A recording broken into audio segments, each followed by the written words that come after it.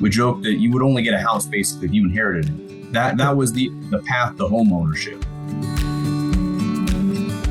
As always, we're trying to solve the housing issue, and it touches every other issue. Right. Now, how can you do economic development if people can't live there? How can you lower the cost of housing if you can't address the fire risk and insurance? How can you be able to build projects if you can't get the infrastructure in to do water and sewer? So it's a huge challenge. Give local government a little more authority and a little more flexibility, especially as rural areas, because we deal with a lot more, I think, complicated challenges. Set ambitious goals, but the best government for implementation is always going to be local government. And that's what we fight for every single day. Welcome to a new podcast from the hills, Good Government in Tuolumne County. I'm Dave Martin, and with me is my co-host, Tuolumne County District 5 Supervisor, Jaron Brandon. Welcome. Thank you. I appreciate it. And I'm really excited to talk to you about housing today. Yes, housing is an issue near and dear to you. Now, as I recall, we've spoken in the past. This is the issue that brought you back to your county, Tuolumne County, and this is sort of an issue that got you involved in politics, correct? Why is it so important to you? Yeah, I mean, people ask, what do you do before this? I worked in a retail shop. I was so motivated by the fact that our housing situation in our county as a rural area outside Yosemite, it gotten so bad that people my age, growing up in that community, were being forced to leave. We joked that you would only get a house basically if you inherited it. That was the path to home ownership. And the scary thing is that our prices here are about half of the state average. So it's what brought me into politics, into campaigning and running in the first place, was realizing that of all the things out of our control, there's so much that we can be doing at the local level. And we needed housing champions. And importantly, I think we needed housing champions that knew what it was like to not be able to find a rental, struggle with even a decent paying job in it. Somebody from, I think, a generational perspective, too, where we're all, regardless of the area, saying, how am I going to raise a family? How am I going to get any stability? How am I going to get a roof over my head in the state of California? Did you encounter that yourself personally when you moved back to Tuolumne County that, where do I live? Yeah. I don't want to stay in my old bedroom. Where can I move to? Exactly that. I mean, it was couch surfing for a little while with family, right? That's how people come back to the area. So before and then even during the campaign, of course, we had the pandemic, we had a bunch of stuff happening. I struggled even with a college degree coming back. I was, paid pretty well, but I was trying to figure out what makes me happy. And coming back home, I really found that. I wanted to be near family. I wanted to be near the area that I love. There's just nothing available. And it's not even just a pretty beautiful area. You're in the hills in California. Yeah. It's rural, right? And a lot of people think that too. So we have this local population that is trying to find housing while we have this huge influx of people from other areas that recognize what a beautiful community and a place to raise a family.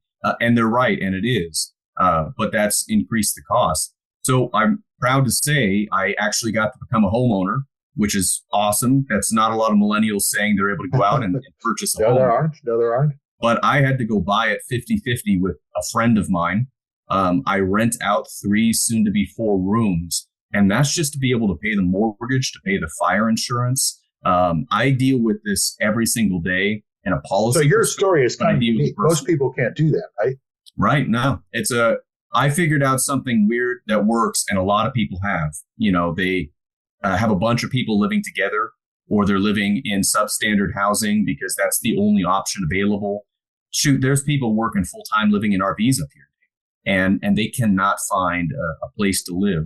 So this has been a very personal topic to me. As a county supervisor, the District 5 supervisor, what is the biggest challenge in creating housing stock or housing opportunities and availabilities for other people like yourself? The biggest thing is we're dealing with, I think, all these macro political, macroeconomic changes. So we see stuff in the state legislature coming through, all these housing bills, right? We see the price of land going up, the price of nails and wood and everything, things that are out of our control. That is probably the hardest issue. Fire insurance is one of those. I think a lot of people in the state of California, they might not realize that many properties up here, including mine, we pay more in fire insurance than we do in property taxes, even if it's built new. And that has no sign right now of going down. Actually, they're talking about the insurance market to fix it. They need to have faster approvals on rate increases and more, because we're still considered underinsured for their markets. So that's the most challenging thing. I think the second most challenging and that all is comes into play with the issue of climate change, because as California dries up, the risk of fire goes up, the risk of losing your home to a fire goes up. So, I guess you can't really tackle the housing problem unless you tackle the environmental problems, right? Right. Forestry is an example. I think part of it's what's happening with our climate and the drought and what can happen there. We're also talking about a forest system that had fire removed, that had mechanical thinning from the timber industry, decimated over the past several decades. And so it's created this perfect storm of I think, risk there that now we're dealing with. And again, a lot of that was things that are out of our control. We're relatively low population. We can't help the general kind of climate, but we've adapted to that. But the loss of, I think, traditional burning, the loss of mechanical thinning, as always, we're trying to solve the housing issue, and it touches every other issue. Right. Now, how can you do economic development if the people can't live there? How can you lower the cost of housing if you can't address the fire risk and insurance? How can you be able to build projects if you can't get the infrastructure in to do water and sewer? So it's a huge challenge. I think the second hardest thing there is, what can we do about it? So coming into office, I'm not a housing expert at that time. It was a lot of learning. California is incredibly complicated when it comes to housing, right? Sure. The big thing was saying that, there is some local culpability here. We got what we planned for. We had leaders that did not want to see growth, did not want to see housing built, wanted to keep it, as I say, a postcard community. They wanted it just like the postcard they bought of the area, not to change at all. Not realizing that that's the surest way to make sure that your kids can't live there and you can't kind of maintain the continuity of growth and opportunity for people. And let's just paint a little picture of Tuolumne County. This is the Old West. This is the mining world. This is, you're still panning for gold in them thar hills. There's green, there's trees, there's mountains, there's fishing, there's lakes, there's streams. I mean, this is not Los Angeles. This is, the rural Wild West, correct? Brick buildings with fire doors. We still got steam engines, operating in some places. No, this is gold. The stagecoach runs through town once a day, I think. Yeah, right. Got the stagecoach running by my house. Yeah, it's a weird and beautiful area, but definitely it's a unique condition. And how much of you're in the great state of California, with two of the largest cities in the country, in San Francisco and Los Angeles. Are the state laws written predominantly for places like San Francisco and Los Angeles, and do rural counties like yours sort of get lost in the sauce? At the risk of upsetting some of my colleagues in maybe those areas, yeah, absolutely. I think if you asked any rural area, even any of the suburb areas, Central Valley, a lot of areas of the state that are not those major urban population centers, I mean, it's clear. You just add up the people, you add up the money, interest in the areas, you add up the legislative votes. The policy is generally not made for us. And I don't think that's always meant to be in a negative. It's often that we're just forgotten. So my community, 55,000, we have many communities up here in many different counties that are ranging, in that from 20 to 100,000 people. But there's not a realization that these communities have existed since we were Mexico. I think we ended that in 1838. These are very old historic communities that have been here the entire time. And yet the way that the state political dynamics are set up, we are often just begging to have a seat at the table in these discussions, where a lot of the grants that come out from the state, I'm actually very happy with much of the housing policy reform. Some of it's been accountability to local governments. Some of it's been more resources to planning in that. But most of the time, it's not the right amount of resources, not to the right problem. And it's got so many restrictions on it that we're always doing something that is good, but is not what we really needed at that moment. And that just reflects a long county state history, I think, of at least since really Prop 13, more state control, more money going to Sacramento and being allocated back with strings attached, and a lot less local leadership. being given the ability to basically fix these problems. So it's a real mix with the state and with these urban areas. And we work very closely with our urban colleagues, but it's extremely difficult. And how many of these ordinances and laws go back to, pre-statehood, the Golden Bear Republic? Is that an issue? We still technically, we got some that are how you have to store your black powder, your Hercules powder for mining. That's still on the books there. At this point, I don't want to remove it, right? Because that's just so cool that that's in there. But a lot of them, they're incredibly old. So think of this. You got the state since the 1970s with all the environmental laws, the labor laws, the planning restrictions, and then the last 5 years of these housing reforms. Local governments are always stretched. I mean, whatever they approve, we have to do, right? We're on the earthworm level. We are the ones that implement it for law enforcement with our sheriffs, with behavioral health, with planning, with infrastructure planning, roads, every single thing. And so that makes it very difficult. Our ordinances have sometimes been years, if not decades, out of date with the current state legislation. And a lot of that is going back to what I was just saying. It's well-intentioned in what they're trying to achieve, but it's not always what we need at that moment. For a community like mine, where there's not, for example, a lot of new growth right now, though I am shooting for the moon to try and increase that, we're talking about how do we maintain our housing stock?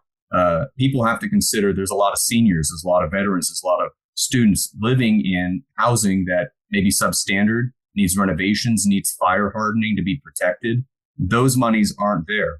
We look on one adjacent issue over here related to homelessness, which people not being able to find affordable housing or having their house be condemned or not being able to pay the fire insurance because they can't keep up with the maintenance is directly leading into increasing homelessness in the state. And yet in this category, it seems like there's manna from heaven. There's infinite money to be able to do whatever you want. Sometimes it feels like a lack of accountability on that. And yet on the housing front, so little just to make sure that our planning ordinances are up to date. We're easy to work with developers. We've got a great inventory of properties. Or if you want to build something, we've actually got the water and sewer hookups. We're always just playing catch up. I think that's one of the things that the state can really do a lot better. And we can ask for support from other areas is give local government a little more authority and a little more flexibility, especially as rural areas, because we deal with a lot more, I think, complicated challenges than sometimes the valley or other well-resourced areas might deal with. We not only have relatively low resources, but we've got a very challenging geography to basically do. And yet we have a right to exist. We have a right to thrive. And even if we don't have a lot of people, as they say, land doesn't vote, but land speaks. So all those folks in Sacramento or San Francisco, you might not know how to pronounce our county, where we're at exactly. We're the water that you drink. We're the forest where a lot of the lumber is milled. The marble in those buildings came out of our area. And it's probably an area that you might recreate yourself in. So we're connected. I was going to say, not to mention the place where you go hiking, camping for the weekend, rafting. I mean, that's all happening in your place. Yeah. Some good gambling, good eating too. It's a beautiful place. You got to come visit Tuolumne County if you haven't. I'd be remiss if I didn't do a shameless plug right on my own show for it. It's absolutely a wonderful weekend retreat. I just want to come because I want to make money. I want to get down there and get some gold. Yeah, I was saying that we're going to go gold panning, aren't we? That's right. Get a couple pans and pay for the weekend. That's my plan. I did want to ask you a little bit about, because you are a rural county, are there the workers to build there? Do you have the labor there? Or is that a problem as well? It's kind of a chicken or the egg, right? So if you're in a rural community, do you build to get jobs first, or do you build to get housing that will create jobs and economic activity? Well, we've got resorts. We've got a bunch of economic development projects. There's a great local tribe that's doing some very ambitious work there. And so we kind of chose, okay, we're doing the chicken. When we're talking about who's actually going to construct it, it's the same problem. So whether it's the government, we have a 20% vacancy rate. That is not uncommon. So I want to go hire deputies. I want to go hire firefighters. They need a place to live too, right? We want to bring in these resort projects. They need to have workers in the hospitality industry and entrepreneurs. Same with construction. We do have a local sector of folks that are very handy. We're a blue collar type community. I think a lot of people can identify with this, but unless you might be in kind of the elite trades within that, being able to rent or work here is becoming unaffordable. I put it like the frog in the boiling pot. For a long time, you used to be able to buy a home up here, right? Husband was working, could raise a couple kids, have a wife, one single family kind of income paying for it. Then it became you could do it if both were working. And then at least you could get an apartment if that was. Then eventually it became that you're living in a room of somebody's house or living in an RV park. We're at that point where there's not another option to move to. When the price has gone up, you're out of the market. And now they're moving to some of these other cheaper areas and actually having to commute in to what is a relatively low income community in kind of the same way, or in a different way than a lot of the state. So it's been a challenge. So actually, to build housing, one of the things we have to do is build housing for people that are everyday workers that actually can construct it, and the people above that too that are development, where a lot of our rural counties have had a difficult time retaining these people who actually want to go do a 100-unit project or even a 10-unit project. Many of them have left. It's a lot easier to build in the flat Central Valley than it is up in our area. And so we're working on our reputation too to say, that 20 years, when I was 12 years old, that period of time started, it's a whole new system. It's a whole new mantra. We're all about construction now. But please come back up, give us another chance too. So it's all interconnected. So in the last few minutes here of the conversation, let's give our listeners a little bit of optimism. What have you been able to accomplish, and what's your wish list? What are you working on? I love that. So housing's been my top priority since day one. And I think any rural government person in particular, or anybody that just cares about, bottom up, good policy making, good planning, listen to Strong Towns, listen to the Good Government Show too, because you get a lot of really great speakers on there across so many different issues. Shout out to you, Dave, because that's been eye-opening for me as well. There's a lot of good resources talking about better planning, where we're trying to, and I think this brings the left and the right together in a lot of ways, where we're looking for affordable housing. Somebody has to build it. So we're streamlining our planning ordinances. This has taken several years, but to basically bring everything into compliance with the state. We're doing exciting things like allowing for accessory dwelling units. We're doing some concrete printed, 3D printed homes in collaboration with Habitat for Humanity so that seniors can age in place. I mean, how innovative is that? We have suburb projects coming in. We've got mixed income projects coming in. We're putting money into the infrastructure. And so inherently, local government, you got to be creative. We've been doing a lot on that front. We've been also working on taking advantage of some of those homeless funding sources to provide a housing recovery pathway and 2 public housing projects. But all that said, we need hundreds, if not thousands more units than that. And so we have been focused in 3 years in changing the momentum, right? It was a dead stop. Now, at least we're moving in that direction. And I actually just won re-election for a second term. It's another 4 years committed to this pretty difficult position, because I think that momentum needs to not just keep going, but it needs to increase. We've got so much more. So there's a case for optimism that I think across the country, we hear a lot about rural decline. I think we're also seeing a rural renaissance in adaptation. We're seeing these economic systems are so connected that, again, our forest industry is coming back. Our tourism industry is becoming very strong. We're healthcare industry and folks kind of coming up as a retirement community. That's creating economic activity. What we need is just a little peace and quiet from the state. Give us the resources and give us the flexibility to do what you want. Set ambitious goals. But the best government for implementation is always going to be local government. And that's what we fight for every single day. So here's a silly question from an Easterner. Yeah. There are, if not ghost towns, towns in your county that are very, very lightly populated. Mm-hmm. Is there any effort underway or practicality to sort of reviving some of those towns and turning them around? We mentioned the old town that I live next to, right? Columbia is part of my district. So I'm 2 blocks from those brick and Fire Door, Old West Town, right? The one you think shootouts are happening and a poker game in the saloon. I think I have 3 saloons within about a half mile of my house, old school ones. Perfect. Now, Columbia, way back when, it was almost the capital of California. Back in 1849, this area was booming. We had 50,000 people, which then was a huge amount, just within probably about a mile of where I lived. So we have these entire lost. And that was all cities. mining and forestry, right? Mining and forestry, right? And then the people who really made the money, which was the merchants, right? Selling an egg for an ounce of gold. Right. These communities, they built up shanty towns, eventually to wood structures. Every couple of years, it would burn down. The ones that succeeded became these kind of brick, metal ones that were able to survive. But we've got areas up here that had 9,000 people that there's not a trace of. We've got other ones where there's maybe only a couple hundred residents living there. I think there's a huge desire to see that identity. I mean, first, we have to preserve the communities that sometimes are on that path. We're seeing with vacant homes, as an example, a quarter of the structures in our county are second or third homes. That creates an immense pressure on our local area for housing and for workforce. Even if, we want people to come up, spend their money, that makes it for a huge challenge. So the first thing is to stop that from happening to any more communities. I would love to see a resurgence in building some of them back up. But this has been one of the challenges where I think state codes have been in conflict.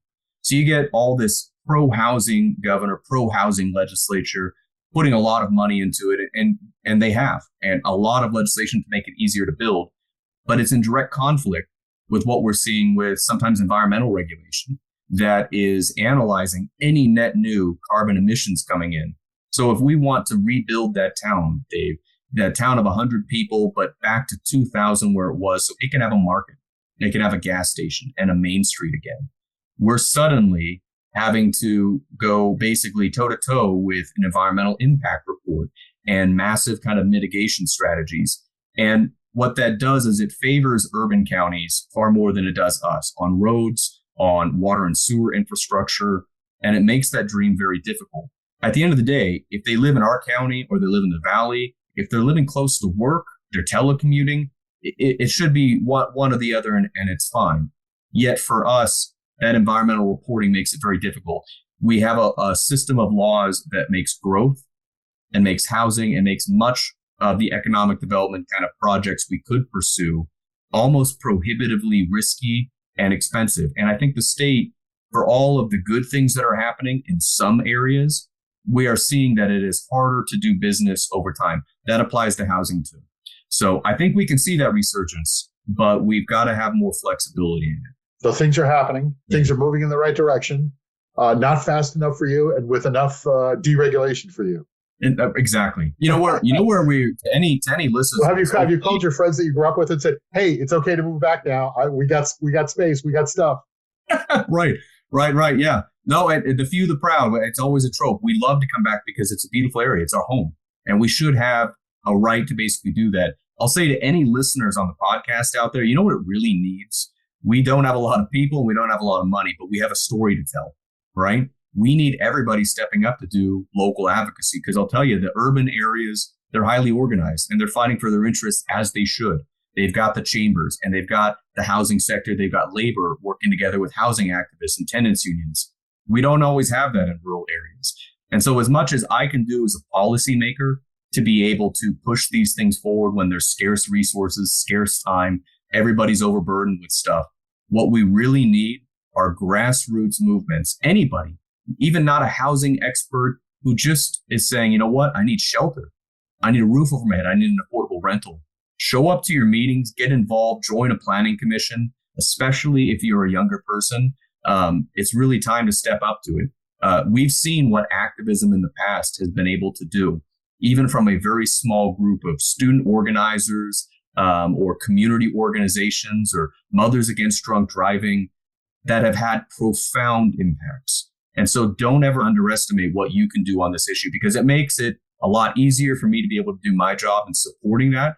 But more importantly, it makes sure that we get local leaders that recognize the importance of this. It holds them accountable for the promises that they make, and it moves things forward. So if I could leave on 2 cents there, everybody needs to step up.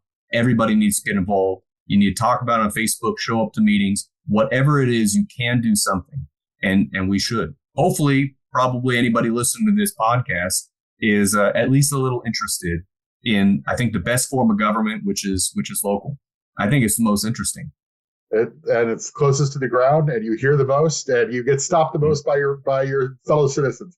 Well, Thanks very much for this. This is a great conversation about housing issues, especially in rural California. And the show is called From the Hills, Good Government in Tuolumne County, California. I am your co-host, Dave Martin. With me is Jaron Brandon, District 5 County Supervisor. I'm grateful for all your help, Dave. Thank you. Thank you, and we will talk again. Great.